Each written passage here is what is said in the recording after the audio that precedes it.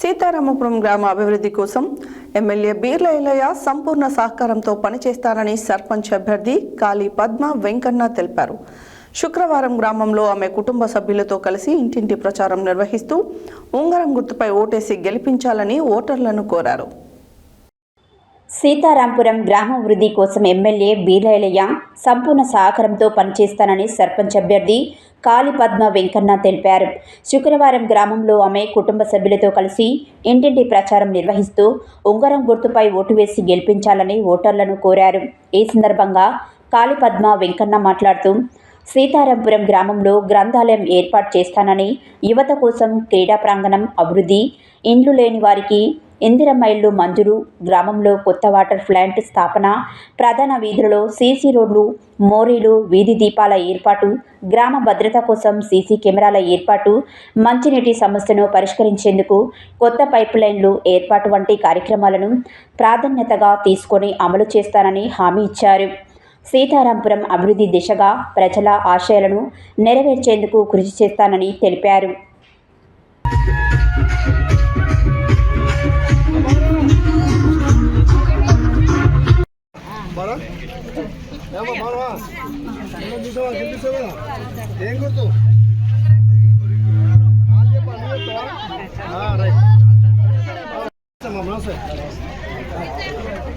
నమస్తే మా బాగా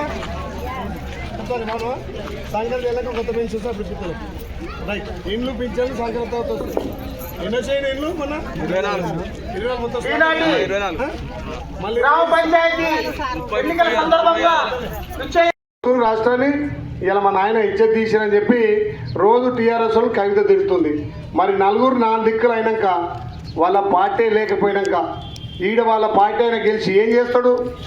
10 ఏళ్ళు తల్లి సోనియమ్మ తెలంగాణ ఇచ్చినప్పుడు మన రాష్ట్రం ధనిక రాష్ట్రానికి ముఖ్యమంత్రిగా కేసీఆర్ ఉండి, వాళ్ళ మంత్రులుగా ఎమ్మెల్యే ఉండి ఏం చేయనోళ్ళు ఇలా వాళ్ళ పార్టీ పడిపోయింది, వాళ్ళ పార్టీ చచ్చిపోయింది. ఈడ వాళ్ళు ఏం చేస్తారు? ఇంకా మీరు అర్థం చేసుకోరి. మీ బిడ్డగా నన్ను గెలిపించారు, మన ప్రభుత్వం వచ్చింది. ఈ గ్రామం అభివృద్ధి కావాలంటే పద్మా వెంకటేష్ గారు గెలవాలి.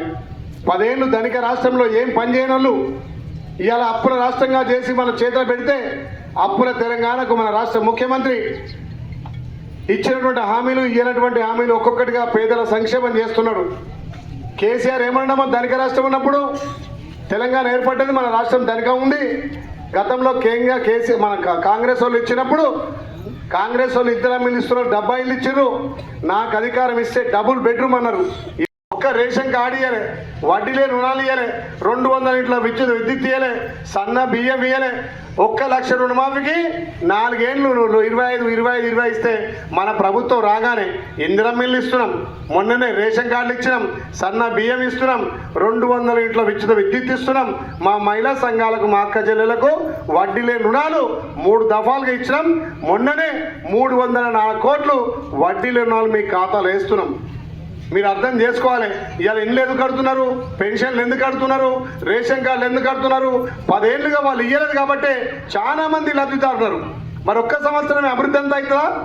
విడతల వారిగా ఒక్కొక్క సంవత్సరం 25 పనులు. ఇప్పుడు అడిగిన మా వెంకన్న అడుగు పెట్టగానే అన్నా చాలా మంది నాకు ఇండ్లు కావాలన్నాడు. సర్పంచ్ కాకముందుకే మీకోసం కొట్లాడుతున్నాడు. రేపు సర్పంచ్ అయిన తెల్లారి నా దగ్గర నిలబడి కొట్లాడతాడు. నేను రేవంత్ అన్నతో నిలబడి కొట్లాడతా. మీరు వేరే పార్టీని గెలిపిస్తే ఎవరి దానికి పోతాడు? ఎట్లా అభివృద్ధి అవుతుంది? అధికారం ఉన్నప్పుడే చేయలే, వాళ్ళ ముఖ్యమంత్రి వాళ్ళ ఎమ్మెల్యే ఉన్నప్పుడు చేయలే, ఇప్పుడు ఏ రకంగా చేస్తారు? అందుకే మీరు మీ బిడ్డగా నన్ను గెలిపించారు. నాకుతో నేను అన్నతో చెల్లెకు తోడుంటా. మీరు రేపు 17 తారీఖున చెల్లె గుర్తురా చెల్లె ఉంగరం గుర్తు కేసు గెలిపించి నా కాలుకి ఈరి ఈ గ్రామాన్ని నేను దత్త తీసుకుంటాను చెప్తున్నా.